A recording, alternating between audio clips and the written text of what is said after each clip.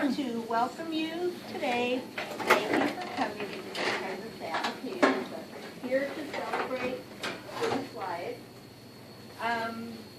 And thank you too for Donna and John Williams for providing this banquet for us and lodging at Thunderbird Lodge for our out-of-town guests. We appreciate that very much.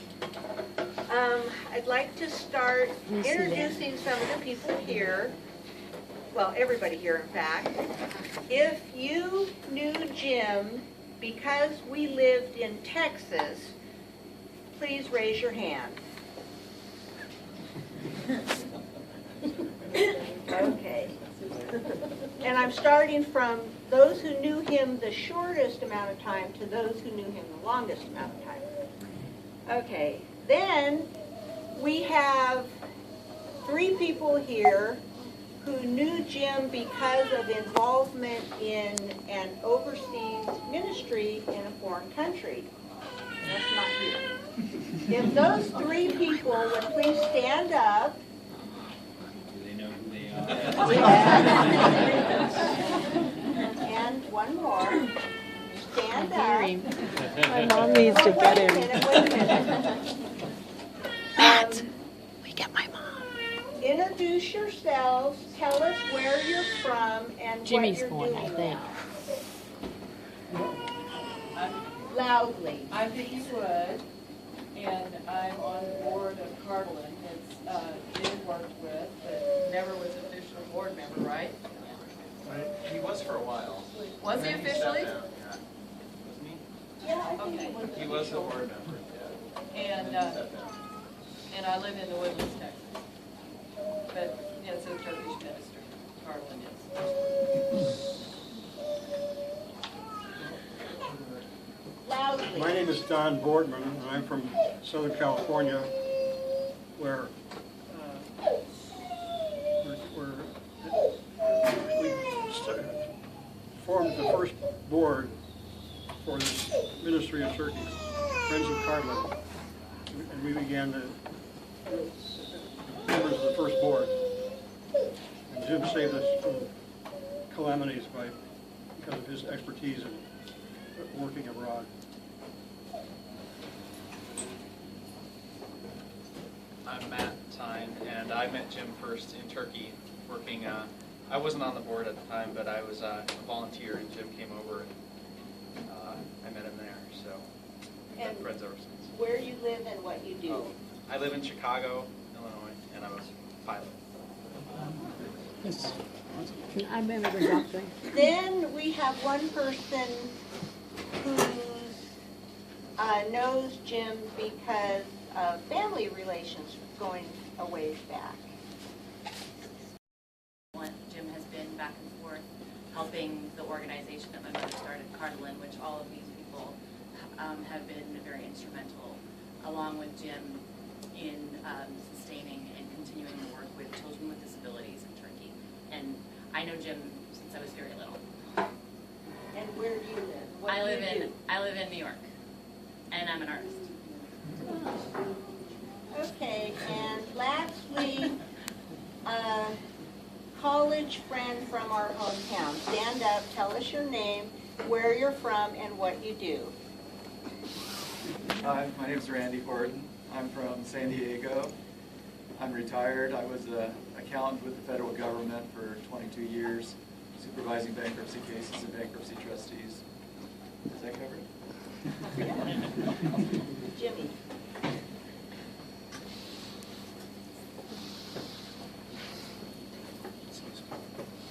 Okay,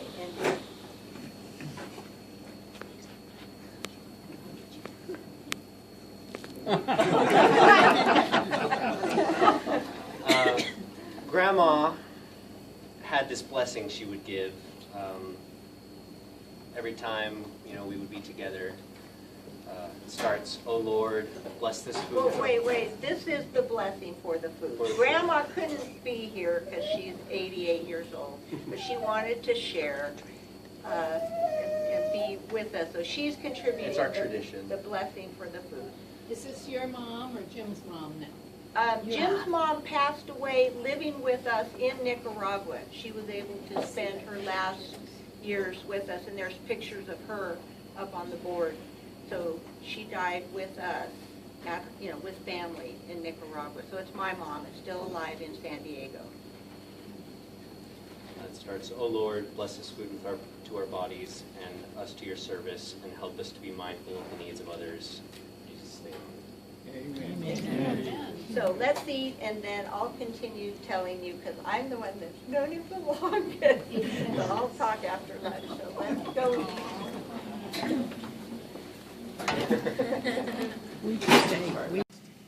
We have a pretty small family. We like to stick together. I live in San Diego, where my mom and Aunt Barbara grew up, and Jim. And so I get to be with their mother, my grandmother, who still lives there. That's it. I have 2 kids. One is here, Jason. Talk loud. I consider Jim a brilliant person. He was very intelligent. I realized that when he came back from teaching in Central America, decided to get his master's degree. They lived in San Luis Obispo. He got it in 1 year at Cal Poly. And then he got a really good job in Saudi Arabia.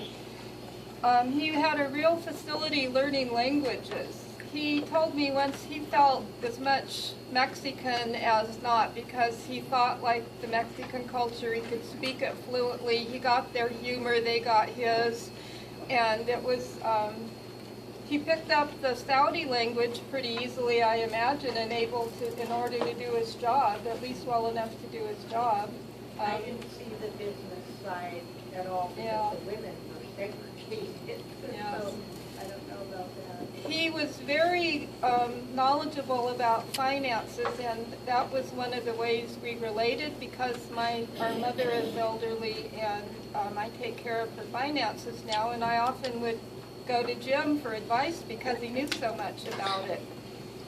And that was the last time I spoke with him. It was about 2 or 3 days before he passed, and I had called with a little question about something to do with the finances. And then he told me, it was almost like he knew on some level, because it was like a goodbye. And he said, you and your sister have turned out so well. He said, you have such a good work ethic, and I'm just so proud of what great women you are. And he said, I'm so glad that I married Barbara. She has been so helpful to me. And going through his, he was quite ill at the end, very weak. He could barely talk on the phone. I was shocked how he sounded very winded and tired, and he made the effort to tell me those things. And the last thing I said to him was, I love you. And I'm so happy that was the last thing I said to him.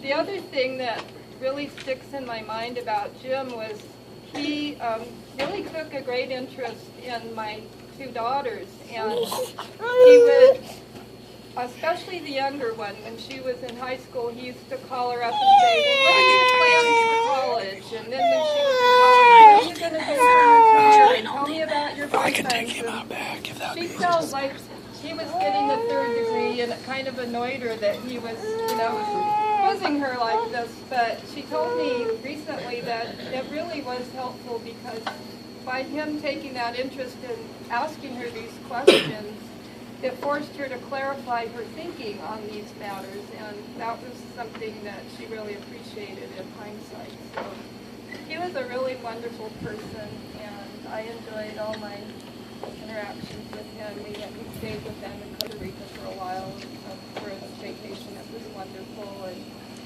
just a really great man who will be greatly missed. Okay, so I'm the one that's known him the longest, and I want to tell you how we met. We met in high school. He said he saw me in the hallway, and I had really bad acne, and I was going to the dermatologist all the time and taking lots of tetracycline, and they were lancing these awful boils. It was really awful. So I would cry myself to sleep thinking I'm so ugly, my skin is so awful, no one will ever be able to look at me. You know, I'll never be married. It's hopeless. And I went to a conference in my early 20s, and the speaker talked about the things about you that you have no control over. The family that you're born into, your sex, your birth order, your eye color, your bone structure, your nationality, all these things that you have no control over. God planned for you. And Psalm 139 says, "For you did form my inward parts. You knit me together in my mother's womb. I praise you, for you are fearfully," well, some translations say, "I am fearfully and wonderfully made." This one says, "You are fearful and wonderful. Wonderful are your works. You know me right well. My frame was not hidden from you when I was being made in secret. Your eyes beheld my unformed substance. In your book were written, every one of them, the days that were formed for me, when as yet there were none of them." So God planned all these things about me. After I heard those things, I accepted my skin, and I quit wearing tons of pancake makeup, and eventually my skin got better, and I never thought a thing about my face again. But I still struggled with the fact that my ears stick out. And I have tried my darndest to hide those ears. Because you can see one now, not the other one. Well, here I am hiding my ears. Guess who saw those ears in the hallway in the high school? He said, that's why he noticed me. And he was attracted to that.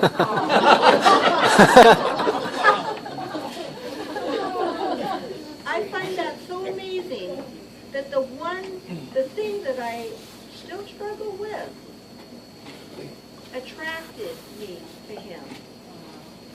So that's one of my stories.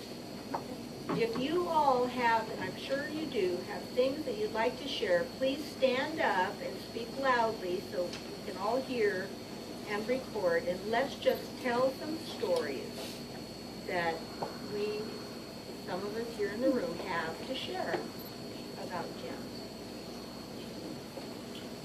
Introduce yourself. I'm Ron Gahagan. I'm the one responsible for getting him to act like a Texan. I was assigned that responsibility by Frank Grubbs. Frank said, "You got to do something with Jim. He sticks out like a sore thumb." I said, "All right," so we started going to lunch.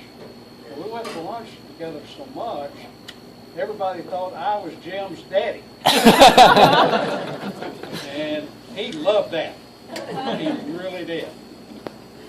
I found him to be a very thoughtful person.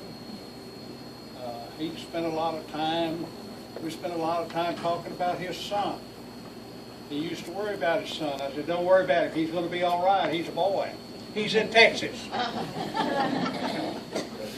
One of the funny things he told me after he had been home, seeing his old buddies out there on the West Coast, he said, "You're doing a good job. You must be, because they tell me I talk like a damn Texan." So that's where I got to know him and running around with him. And I consider him to be my very best friend. I'm lucky to have about 3 or 4 of them right here, and they're all in this room. So I just want to say that I didn't hear it quite like Barbara just told you, but I'm not going to tell you what he told me. Thank you. And Barbara and I sang together. Thanks to her, she pushed me to do it. And we played bells together in church. And also, Jimmy is the same age as my older child, Elizabeth, so they've known each other since 5th grade. And what I found about Jim, and You reminded me of this. It's so good to see you. He tended to quiz you. He would ask you questions, and after you had been around him, you think, did I just get, the third degree? Because he would ask you things and make you think about what you're saying, and sometimes he would smile at me, and I thought, he thinks I'm some kind of strange Southern gal, because he just does not get the way I talk, or the way I cook, or the way I approach things. He just get a physical expression.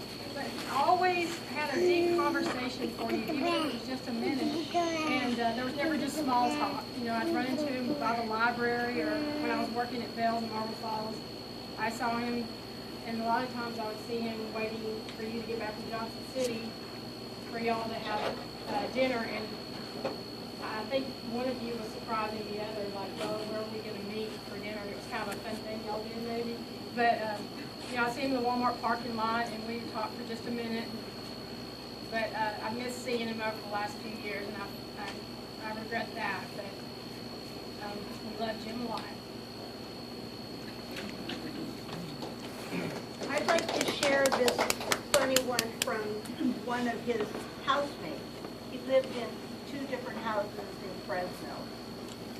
It's a little long, but it's funny. This is written by Curtis Nickel. Jim, Steve Keister, Ben Shaver, and I rented a home together around 1977-81. We didn't have much then, but the 4 of us sure enjoyed hanging out together. Steve described Jim and I as the original odd couple. We were so different, yet good friends with mutual respect. Jim had the uncanny gift of being able to fix or rebuild anything. It was not unusual to come home to find him working on a motor or other equipment on the living room carpet. I would clean up, and Jim would mess up. I had to make a no living room rule. Jim loved to talk on the phone. We had a phone cord that took the phone anywhere in the house. He was often in my bedroom, the best kept, most comfortable room in the house. I would find him in front of my color TV, sitting in my rocking chair, talking and eating. Or we might find him in the bathroom on the phone with the door wide open. That open door policy, I think. Along those lines, one time I found myself joined by him in the shower. What? We were both in a rush to go somewhere, and before I knew it, there he was.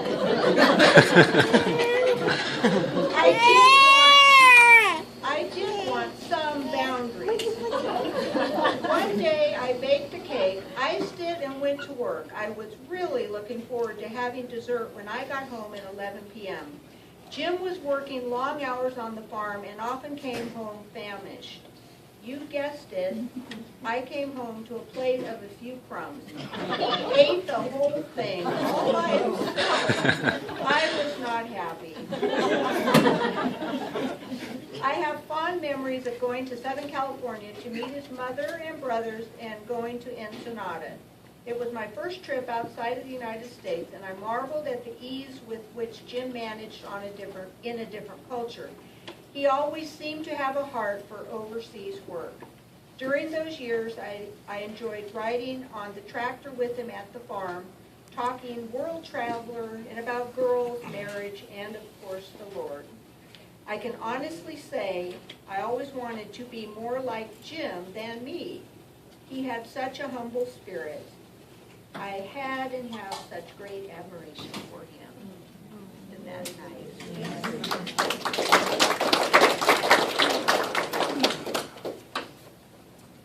So like Karen said,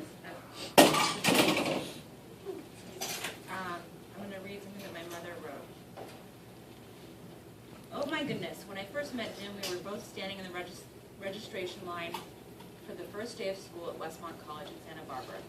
He was tall, wore his hair long with short clipped straight bangs.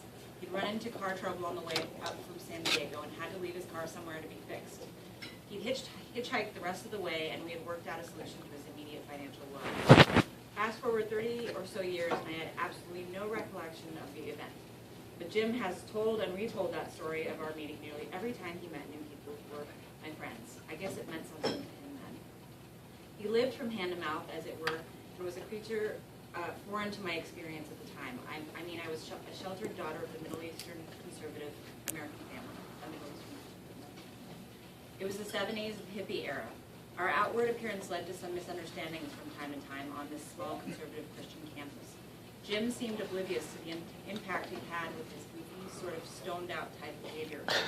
He was a new believer and was intent on discovering what Christ really meant for him on a daily basis, and not on the basis of what the professors or RAs seemed to be pitching as normal Christianity. Actually, many of us were seeking to learn what it meant to be an authentic Christian and not just a churchgoer. We often snuck off campus and went into town where a group of us would take all-night study breaks at one of the other all-night diners there. We did several classes together: world civilization, history, New Testament, Old Testament. I don't remember the details of our discussions, but I do remember taking off another weekend and camping out in the mountains above Santa Barbara to discover we'd all bedded down on the open sky in a manure-dotted cow pasture. The next morning, a bull ran off the ground. I introduced Jim to Ken, my father, and they started hanging out together. Jim came and spent a night or two with Ken down in Orange County, and I think they went to a 10 years after concert together. Another time, Ken and I went down to Chula Vista where the guys spent hours working on cars in the garage. I was pretty bored, but I do remember lots of joking and attempts at practical jokes, even though I think Jim was going through some relationship difficulties at the time. In college, the second year, he got involved in Operation Mobilization, a youth-oriented mission group which sent kids on short-term outreaches to various countries where they did literature distribution. Jim, through his Operation Mobilization contacts, learned about a new organization called Friends of Turkey, which would gather addresses from phone books and send material talking about Christ to people living at those addresses. We sent some packages, and Ken got replies back then in Turkish from people wanting to convert him to Islam. Ken would bring them over, and my father would translate them for him. That's where Ken's first interest in Turkey came from. Jim said that he had a real heart for Turkey from then on, too. I introduced Jim to my parents, and Jim told me that my dad's words to him, Christ is the reason for everything we do, impact and power. Again, 30 years later, he was recounting this event as if it were yesterday. One Christmas holiday, Jim talked Ken into going on an OM trip to Mexico City with a group of people from the USA. They would sleep on a concrete floor of a church and distribute literature. Part of the deal was reading through lots of books and committing their whole heart to Jesus with radical abandon. Ken thought Jim was going with them, but when they got to the bus, Jim said he had other plans, and Ken was sitting there thinking he'd been set up. 2 weeks later, he learned and told Jim, this missionary thing is too difficult, I can't do it. Funny how things turned out. My parents have been missionaries for over 30 years now. And I went on that trip to Mexico. You did? Yeah, with Gary Love. But He's a friend of Randy. But Jim didn't go. And Jim didn't go. I was like at the bus. My dad was totally excited. He thought they were all going to go. And then, okay, all right. In 2003, we got reconnected after several years of not seeing each other. He had loads of experience working with nonprofits and civic organizations, and offered his advice and presence in our Friends of Cartlin board meetings and during trips to Ankara, where he made many, many friends. He loved Pastor Ihsan and his wife Chidem and the Kurzwurst Church. We'd have meals together and laugh as each told stories of crazy situations, as well as his or her testimony of how we came to know Jesus personally. He'd attend the gatherings of the team who were working at the Sarai Orphanage for the disabled, and although he couldn't seem to remember one Turkish word from the next, I don't know what happened with Turkish in his language. Turkish was not the one. He seemed to be able to communicate with everyone. The woman at the bakery across the street, and he would spend several minutes every day doing impromptu English and Turkish lessons. He traveled with our disabled coworkers, Nejla and her two brothers, Hassan and Mesut, up to the Black Sea coast to visit some of the disabled young adults who were being cared for by the Cartlin Caregivers. There he was able to get into the institution and encourage everyone by his smiles and positive words. Bashak, the bookkeeper for Cartlin at the time, remembers Jim with great affection. Jim impacted my life with his gentle leadership and patient me of the bookkeeping program. We laughed a lot, and I could share about my spiritual journey with him without any fear. At our staff meeting last month, after we'd heard the news of Jim's passing, everyone shed tears. Please tell Barbara and Jimmy that we love Jimmy, because we know he loved us and always wanted to encourage us, and help us to do a better job.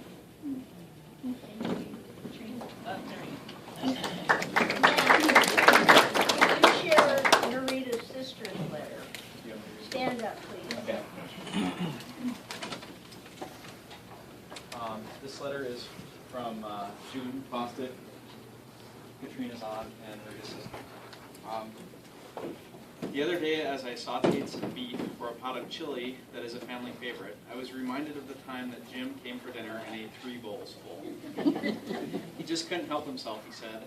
But this was said with a twinkle in his eye and a huge grin, the kind of impishness that Big Jim oozed. That memory is connected to who I am as a home cook, and that is where I last picture this wonderful man. I remember meeting Jim when my older sister, Narita, brought him home from Westmont. She was always bringing home people, and they weren't her boyfriends either. Her forever love, Ken, was cool with that. So cool that Jim became Ken's friend for life, too. He was even in their wedding. Brown-haired, hazel-eyed Jim sat up on our chest freezer and sort of flirted with me, and I was in awe. No one had ever flirted with me, and I fell for him, just a little. Sort of weird reading that. My sister took us home to his home in Chula Vista on a trip to Mexico. But after a while, I just enjoyed knowing this guy who had loved people of all types. He wanted to know all about you when he talked to you. He gave you his full attention. At the same time, he seemed to tease you. That was like having an older brother who loved and kidded you. Jim adopted my parents and took on the role of Uncle Jim to Katrina and my 4 kids. He wanted to know about their lives too, and brought wisdom from travels and life experiences, and from his love for our Lord Jesus. He never judged, but brought a serious type of fun to every conversation. He got up at Katrina's wedding and gave a great speech, sweetly honoring and kidding our crabby elderly aunt. She was charmed, blushing, and yet confused. Who was this great big non-Armenian guy? We all danced up a storm while the rain pattered outside. Another really fun memory. Was there pain in Jim's heart? His condition was a headache, and he had some concerns that might have troubled him. But he was a steadfast man of God who loved, served with his wisdom and knowledge, such as with Friends of Cardolan Ministry and Kifas Wheelchair Company. And that faith that had those concerns would have come out right. The grief we share at this time for the should-haves and could-haves of life that we consider too short. Our grief is real, and yet knowing that Jim is with us, our Jesus, and that heaven is a glorious place of rest, we have a deep peace and hope.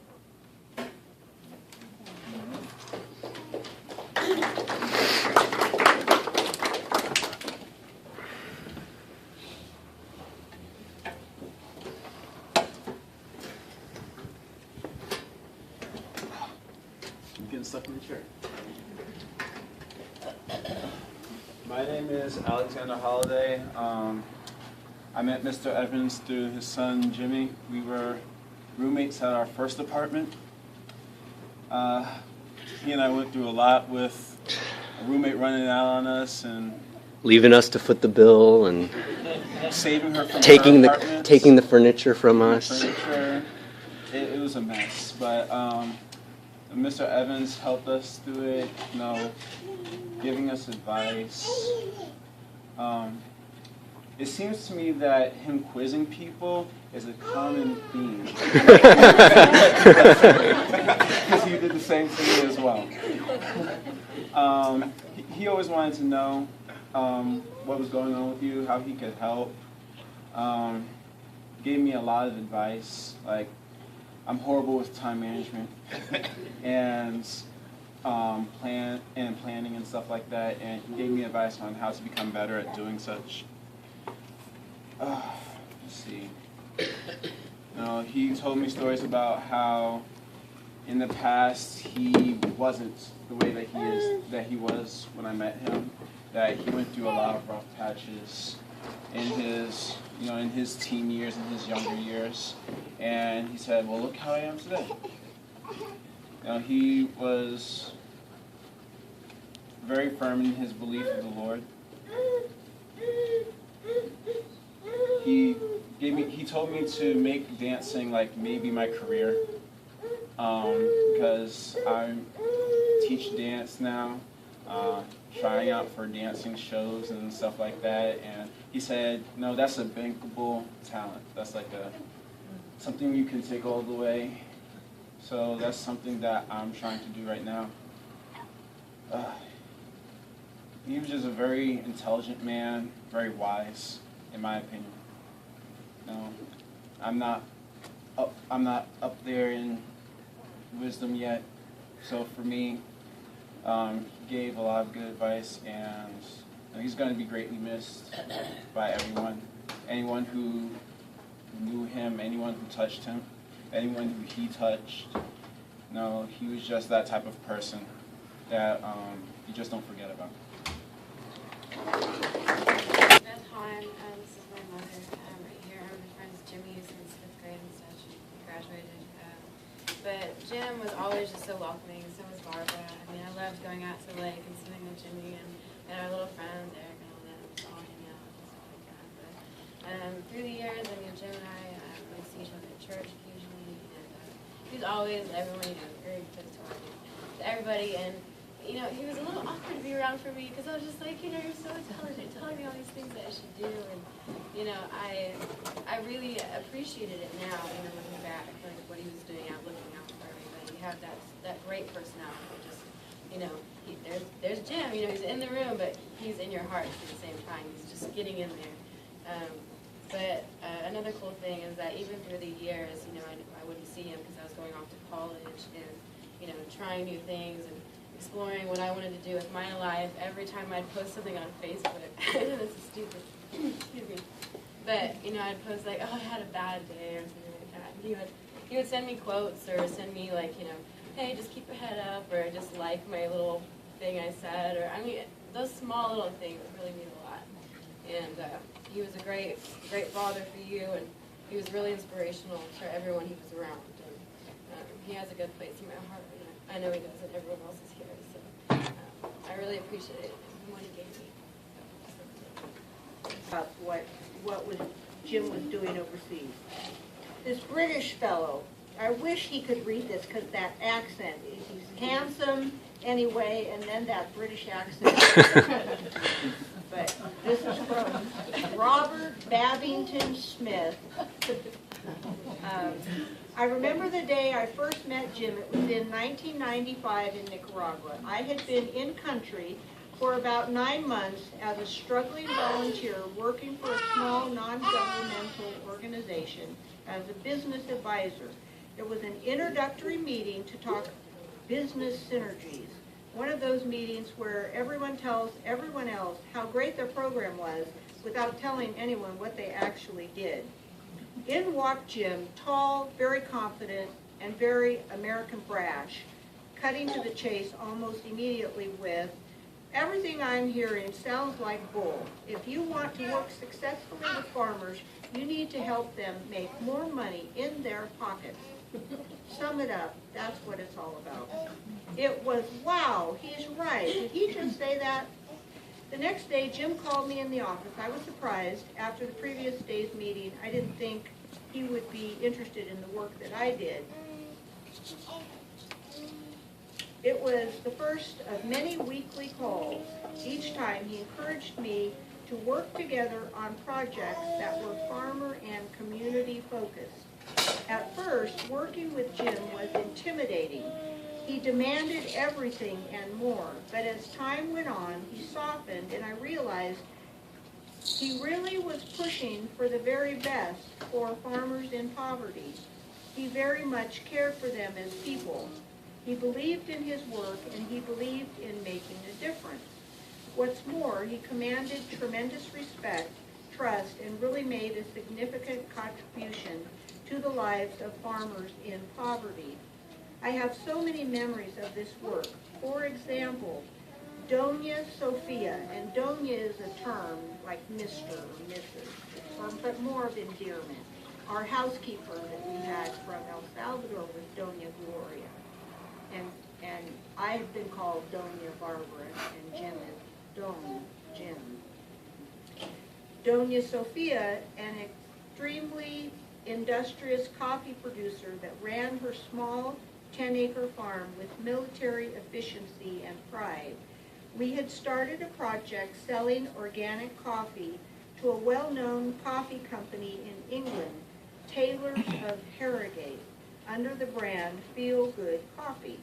The company agreed to pay producers substantially more money than the local market, resulting in Doña Sofia making a huge $30,000 in her second year.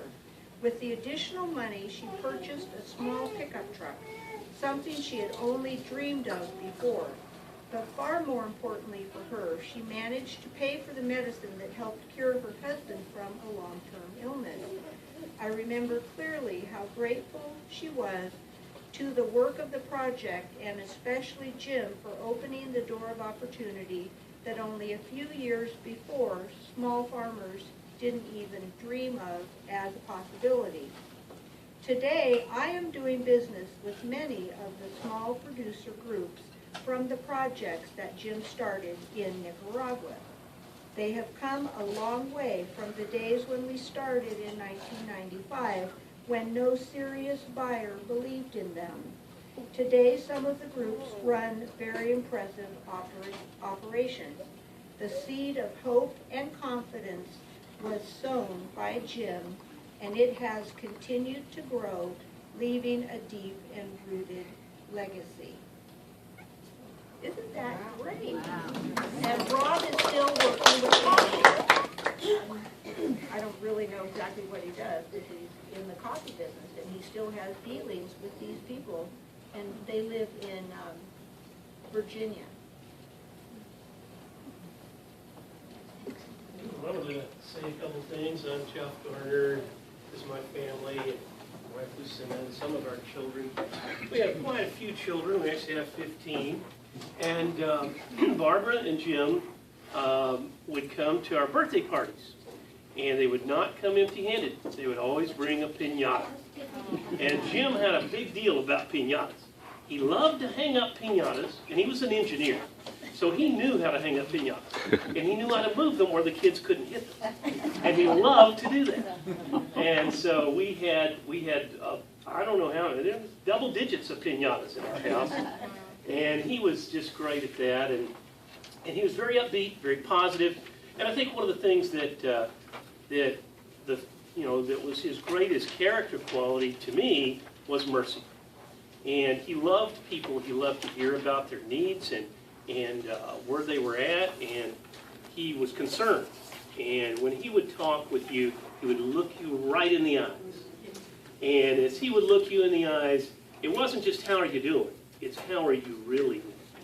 Tell me how you're really doing. And he would be very concerned. And we're studying character quality of mercy right now in my family. And the two things that we see as a definition of mercy are forgiveness and compassion.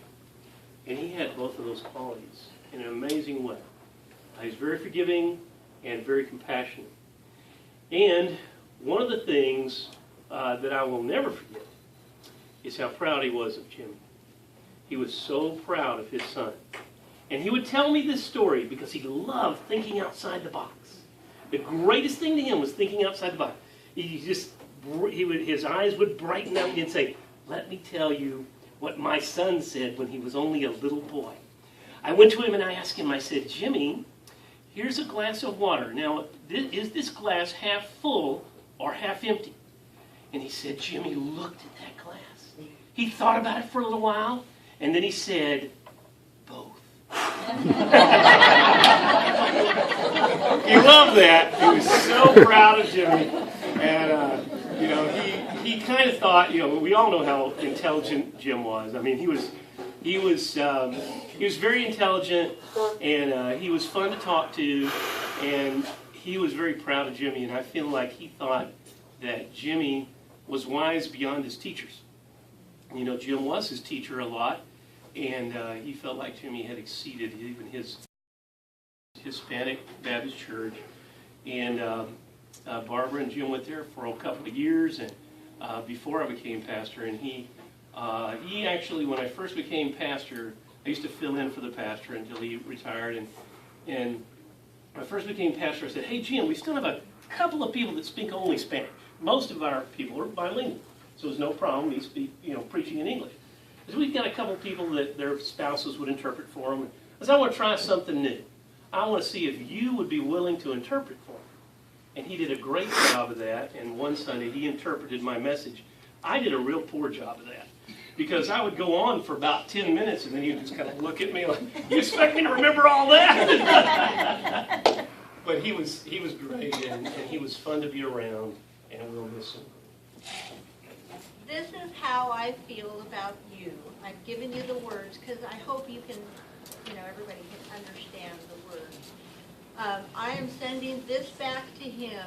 Jim, I feel the same way about you.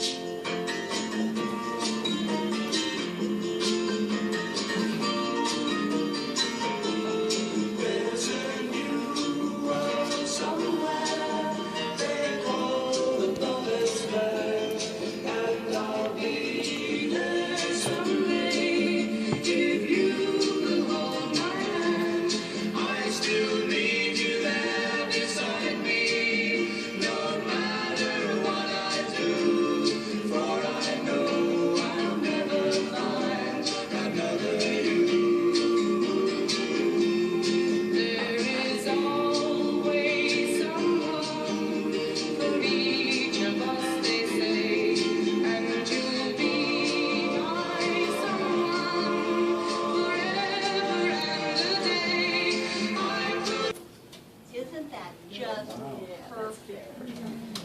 And I have one more thing.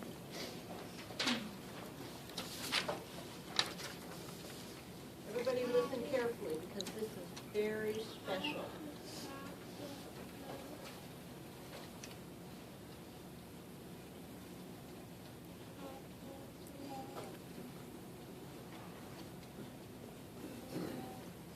Hi, this is your husband. I'm doing fine. Call me back when you have a chance, or I'll just call you after lunch. Bye now. Isn't that neat? I have this voice. Yeah. We have a guest book if you'd all sign, and the happiest picture here on our wedding day for everyone to take one of these. It looks like to say the joke's on her. She